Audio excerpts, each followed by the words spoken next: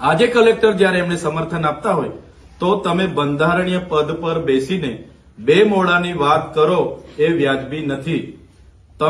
અમે જે માહિતી માંગી છે એ માહિતી તમે અમને આપી દો અને અમે જે ખુલાસો માંગ્યો છે એ ખુલાસો પણ દિન 7માં કલેક્ટર શ્રી અમને આપે.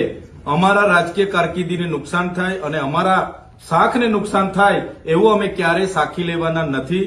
અને જે પણ ખર્ચાઓ તમામ શાખાઓમાંથી 10 ગણા થયેલા છે એમના પર પણ અમે સીઆઈડીની માંગ કરીએ છીએ.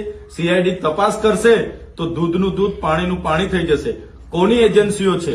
તો મનસુખભાઈના સાથેની એજન્સીઓ હોવાના કારણે એ પોતાની શાખ બચાવવા માટે એમનું ચાલ ચરિત્ર બહાર આવી ગયું અને બચાવવા માટે છેલ્લી પાયરી પર રાજીનામા આપવા સુધી ગયા છે.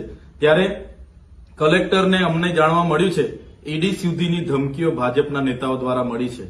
સરકાર દ્વારા પ્રેશર કરવામાં આવ્યું છે કે સત્તાની સામે શાણપણ યોગ્ય નથી. અમે કહીએ એ પ્રકારે તમારે નિવેદન આપવાનું છે. કલેક્ટર સાહેબની મજબૂરી હું સમજી શકું છું. એનો દબાવ જે પ્રકારે કલેક્ટર સાહેબ પર નાખવામાં આવ્યો એ દબાવવશ થઈને આજે એમણે પોતાની વાત ફેરવી તોડવી પડી છે. છતાં અમે એમની મજબૂરી સમજીએ છીએ. આવનારા દિવસોમાં આ કાર્યક્રમની તમામ માહિતી અમે માંગીશું, અંદર ઉતરીને માહિતી માંગીશું અને જે પણ જવાબદારો છે એમના પર સીઆઈડીની તપાસ થાય, કાર્યવાહી થાય અને રિકવર થાય એ અમારી માંગણી છે. અમને જરૂર લાગશે તો આવનારા દિન 5 પછી યોગ્ય ખુલાસા નહીં મળે તો કલેક્ટર કચેરીની સામે હું મારા સમર્થકો સાથે ધરણા પર બેસવાનો છું.